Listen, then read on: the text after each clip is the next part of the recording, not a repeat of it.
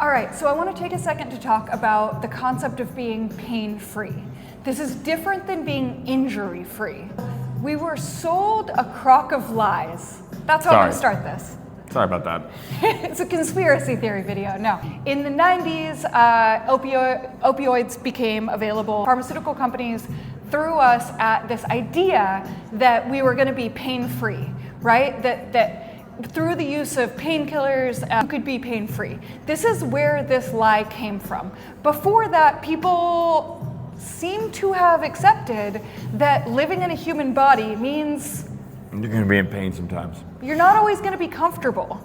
So I want to speak to that. So first off, Ryan. I think one of the important things to remember is that pain is information, right? It is your body's communication system from an external world, sometimes internal parts of you, communicating what's going on. Right? It's your body checking it, right? And it is important to remember that it hits our emotional centers first, which I'm kind of stealing maybe some thunder here. But I think it's really important though. Like when you feel pain, you feel it in the part of your brain that experiences emotion.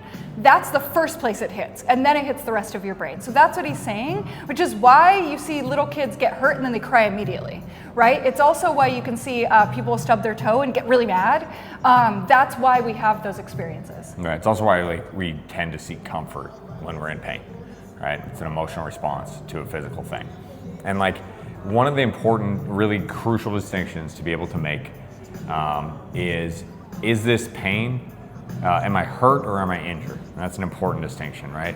Hurt means something happened and it felt bad and I feel that. Then when you remove that, I'm fine, essentially. There's no longer, the damage is done. Injured is, I did something wrong and continue to do things, is gonna do more wrong, right? So there's a really important distinction there, right? We're not gonna live a pain-free life. We're probably not gonna live an injury-free life, but we can work through pain and we can, solve injuries. But we can work through hurt and we can solve injuries, and they're two different camps. And it's important to be able to distinguish those two, which, because of the aforementioned, it hits your emotional center first, is really hard a lot of times. That there's a tendency to just go to, it's bad, an emotional response, and to conflate those two things. And it's really important to take a second and pull them apart. Here's a perfect example. When we hurt our back, this is the quintessential I am hurt, I am injured confusion. Most injuries to our back, when we feel pain after doing something, let's say you feel pain after a deadlift, the vast majority of that is either inflammation because we used it maybe slightly improperly and we're really sore, and that feels really uncomfortable because when we move, we feel that discomfort and that soreness. So that's a version of pain that goes in discomfort camp.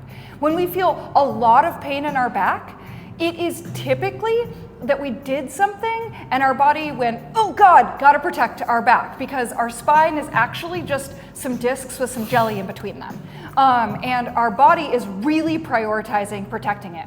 So usually when we do a bad deadlift and then we have that, oh God, pain in our back, that is almost never, in my experience, an injury. It is a self-protection mechanism that gives you a lot of information really fast because it's a very important thing. So pain, not injury, right? So as a human and an athlete, it is important to stay injury-free. It is important that we don't tear our ACL, we don't injure our back seriously and cause paralysis. It's important that we stay injury-free. But pain-free is a myth. We are always going to feel aches and pains. We're going to wake up in the morning, we're going to feel stiff, we're going to sleep wrong in our neck, we're going to step wrong, our ankle's going to hurt for a couple of days. That's not an injury, and it's also a really false expectation that's going to lead to a lot of disappointment, fear, and shitty days if we expect that we're not going to have those aches and pains. And by the way, those of us who are training isn't more dangerous and it doesn't create more pain. It's pain either way. It's a totally awful thing that I wish that I could fix for you, but I can't. So those of us who train, we are able to stay injury-free for longer in our life and more of our life. those of us who stay sedentary experience more pain and are more prone to injury because we don't have that protection.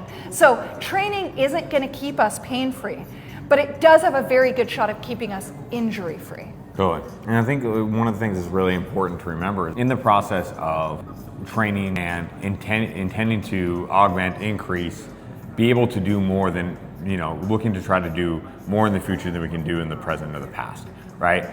That you are not going to get to new levels of performance without doing things that are uncomfortable and oftentimes cause pain. And like the athletes that can separate those two things, can separate injury from hurt, can identify pain, and can train around and through it, tend to have better results, right? Tend to miss less training days, tend to pursue their goals faster, get more success, and then in the fucking most backwards ass way ever, generally tend to, in the long term, experience less pain and hurt, and are way less likely to get injured. So when our response is any pain is to pull back, and I should wait because I'm afraid of hurting myself, you're actually doing yourself a disservice, right? So which is why I always start this. But the first thing is what's the signal, right? Identify the distinction between the signals. Is this my body telling me stop, or is this my body telling me this doesn't feel good? Right, and is it discomfort or is it pain? Yeah. And this is where you gotta get really honest with yourself. Also, is it fear? Did you hurt your back that one time and that hurt really bad and it scared the shit out of you, and now every time you feel just a little bit anything, so these are discomfort camp. And by the way, what he's saying is not, you should go ahead and take that max lift, even though you feel this warning. What he's saying is that we keep moving. And movement is actually what's going to keep us lower on the pain scale, for lack of a better terminology here. So what we want to be doing is addressing pain, especially chronic pain, with lifestyle changes, rehab, prehab, and movement that gets us back to moving in a positive way. When we pull back, we stop moving, we get more pain, we pull back more, and that typically leads to injury. So be really careful with where on that pain scale you are, and really honest with yourself. Ask yourself, discomfort or pain or injury, and deal with it appropriately, typically with somebody who cares and knows about human bodies. Yeah, I mean, I think I kind of wrap this up with saying that like most of the time, my experience is mostly it's undertraining, not overtraining. Usually folks experience pain because they're not training enough.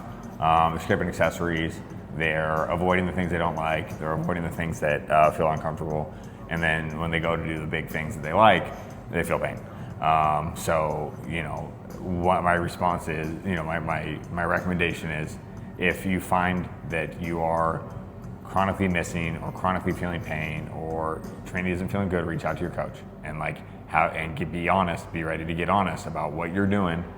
And, if we're checking all the boxes and we're still feeling pain consistently that's interrupting training, we need to come up with a plan around that, right? But connected, forward-looking, we can solve these things.